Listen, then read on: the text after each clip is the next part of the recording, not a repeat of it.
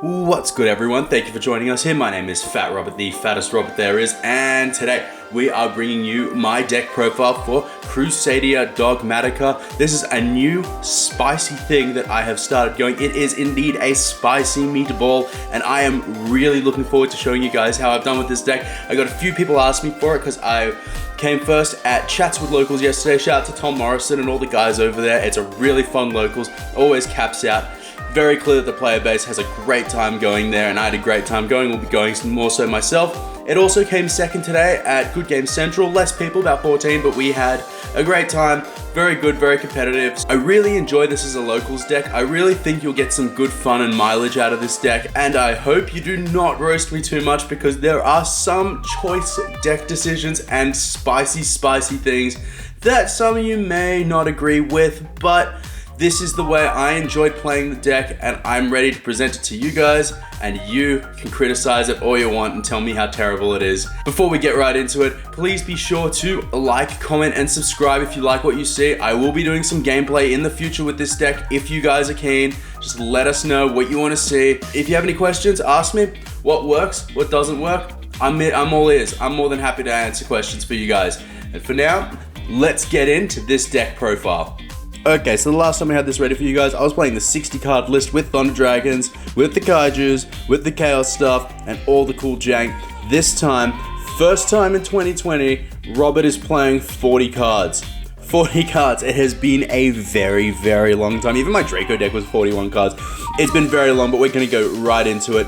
So, the first three, obviously, we've got our Crusadia Maximus, the whole Crusadias. We play 3 of each. We want 3 of each. We always want to open at least 2 copies of any mix here, except 2 Draco, obviously, because of Guard Dragon play. But this assures our way to Sayudra and ways to keep going in the deck. It gives us longevity. Any 2 is great, and that's why the Dogmatika cards are so good, because they summon themselves. So we've got the 15 Crusadias here. Maximus, Draco, Leonis, Arborea, and Reclusia. And then for our Dogmatika lineup, we play 3 Ecclesia. The effect is what locks you out of the extra deck, not the effect to special summon. It's just the search, so this can be summoned under a Magius to trigger your Magius to search your Draco, and so can Maximus after it sends, but we only play the 1 because we haven't got that much dumping other than Servant itself. And then arguably the best card in the deck, and this is where I'm going to raise some eyebrows here, 3 Fleur-de-Lis. Yes, 3 Fleur-de-Lis. There is so many reasons why you play 3 of this. It is ridiculous.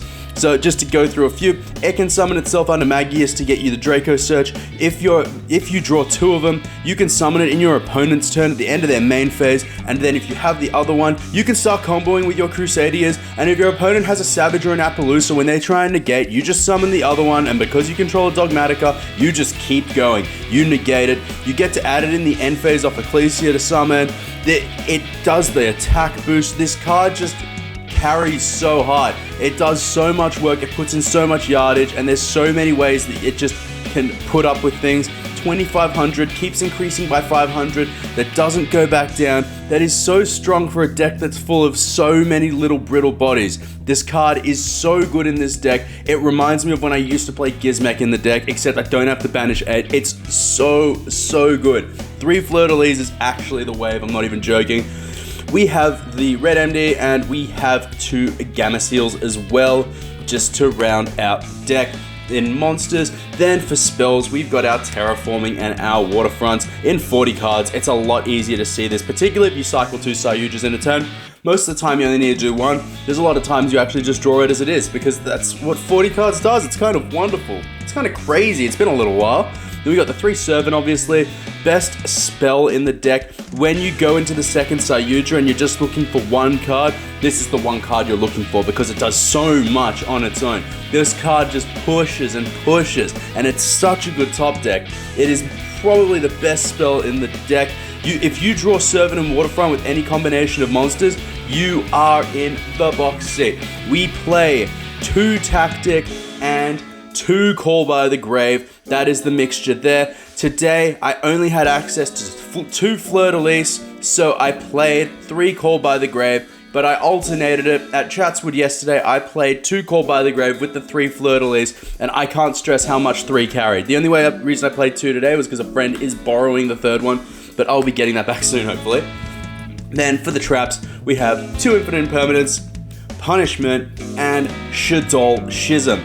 Obvious reasons why we play this. Impermanence blocks tactics. Only card that can block tactic that's a hand trap. Punishment's so good. I side it out when I go second, but it's so good going first. It's a cherry on top if you draw Ecclesia. And Schism, we're locking him into 1 summon a turn. And we're going to be killing them with our Fleur-de-Lis. It's going to be boosting everything's attack because we're going to get it because we have 3. We're going to get the bread. Now we're going to go into the extra deck and we have our Link package of Appaloosa, 2 Sayuja, 1 Unicorn because IP is so prevalent, the Triple Burst in case LP gets hand trapped or Spatha does, IP which boosts our waterfront counters in our opponent's turn. I make Appaloosa on my opponent's turn for days. You can end your board with 1 or 2 counters on waterfront and then just throw it all away for an Appaloosa and your Gamma-Seal's live again. Then we've got the Spatha, LP, and Magius, and that wraps up the Link monsters. Going into the fusion part, we have the Titanic Lad, Construct, App Cologne, Winder, 1 Entis. I'm pushing to get this one to 2, but 1 is still fine at the moment. And of course the Omega that lets us siphon it all back and start over. But we gotta keep getting good with doing it.